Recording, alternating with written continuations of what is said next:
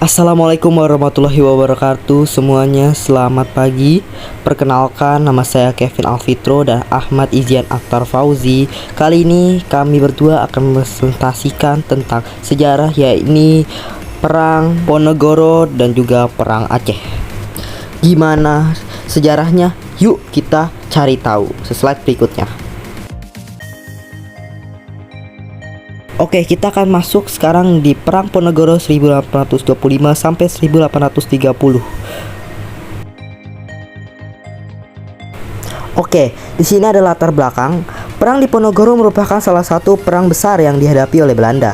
Perlawanan pangeran di Ponorogo tidak lepas dari kegelisahan dan penderitaan rakyat akibat penindasan yang dilakukan oleh pemerintah Hindia Belanda. Penyebab perang di Ponorogo. Campur tangan pemerintah Hindia Belanda dalam urusan Keraton Yogyakarta merupakan salah satu penyebab kegelisahan rakyat. Pajak-pajak yang diterapkan pemerintah Hindia Belanda dan kebijakan ekonomi lainnya menjadi sumber penderitaan rakyat yang ikut juga melatar belakangi perang di Ponorogo. Salah satu bukti campur tangan politik Belanda adalah dalam urusan politik kerajaan Yogyakarta terjadi ketika pada tahun 1822 Hamengkubuwono IV wafat. Di dalam keraton muncul perselisihan tentang penggantinya. Saat itu, putra mahkota baru berumur 3 tahun. Keadaan ini menjadi kesempatan bagi Hindia Belanda untuk campur tangan dalam urusan kerajaan. Beberapa tindakan Belanda yang dianggap melecehkan harga diri dan nilai-nilai budaya masyarakat menjadi penyebab lain kebencian rakyat terhadap Belanda. Oke, di slide selanjutnya ada konflik. Berbagai kegelisahan dan penderitaan yang lama berlangsung dipicu oleh berbagai peristiwa yang membuat rakyat marah. Sebagai contoh, saat membangun jalan pada bulan Mei 1225, Belanda dan Patih Danurejo memasang patok-patok pada tanah leluhur di Ponorogo. Terjadi perselisihan saat pengikuti Ponorogo Patih Danureja keempat mencabuti patok-patok tersebut. Belanda segera mengutus Sardadu untuk menangkap pangeran di Ponorogo. Perang tidak dapat dihindarkan pada tanggal 20 Juli 1125. Penyelesaian. Pada bulan Maret 1830, di Ponorogo bersedia mengadakan perundingan dengan Belanda di Magelang, Jawa Tengah.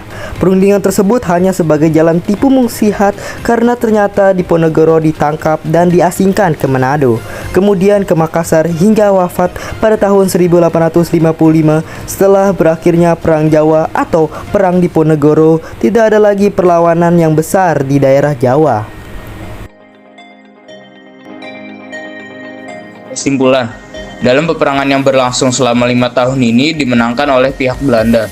Setelah kekalahan tersebut, Pangeran Diponegoro ditangkap dan diasingkan ke Manado dan dipindahkan ke Makassar sampai beliau wafat tanggal 8 Januari 1855. Oke, kita akan masuk ke Perang Aceh. Oke, kita akan masuk ke latar belakang.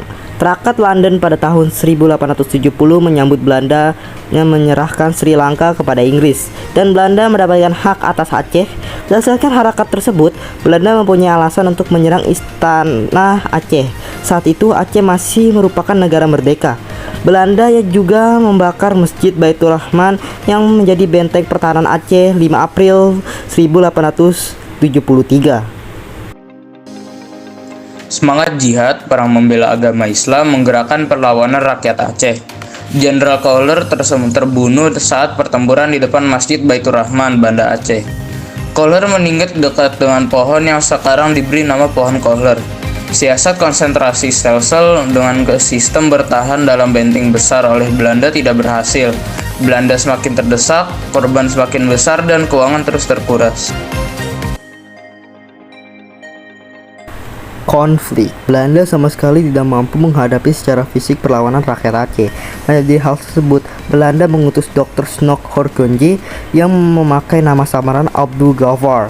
Sebagai ahli bahasa, sejarah, dan sosial Islam, ia diminta masuk atau direkomendasikan tentang cara-cara mengalahkan rakyat Aceh. Setelah lama belajar di Arab, Snoek Hurgonje memberikan saran-saran kepada Belanda mengenai cara mengalahkan orang Aceh. Menurut Hurgonje, Aceh tidak mungkin dilawan dengan kekerasan, sebab karakter orang Aceh tidak akan pernah menyerah. Jiwa jihad mereka sangatlah tinggi.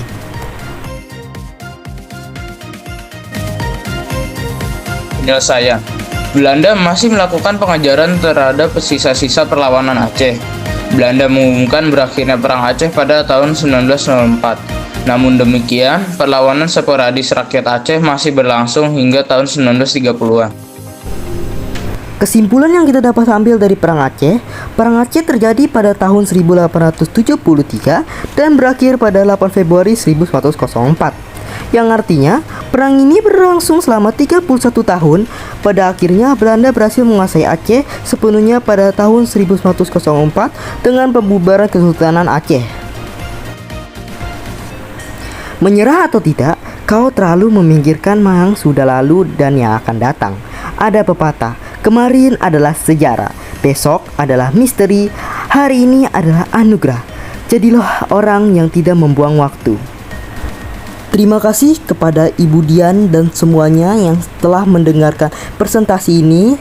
Semoga presentasi kita akan jauh lebih baik lagi dan dapat berkembang di kemudian hari. Sampai jumpa di lain kali. Wassalamualaikum warahmatullahi wabarakatuh. Saya Kevin Alfitro dan Ahmad Izyan Akhtar Fauzi pamit undur diri. Sampai jumpa.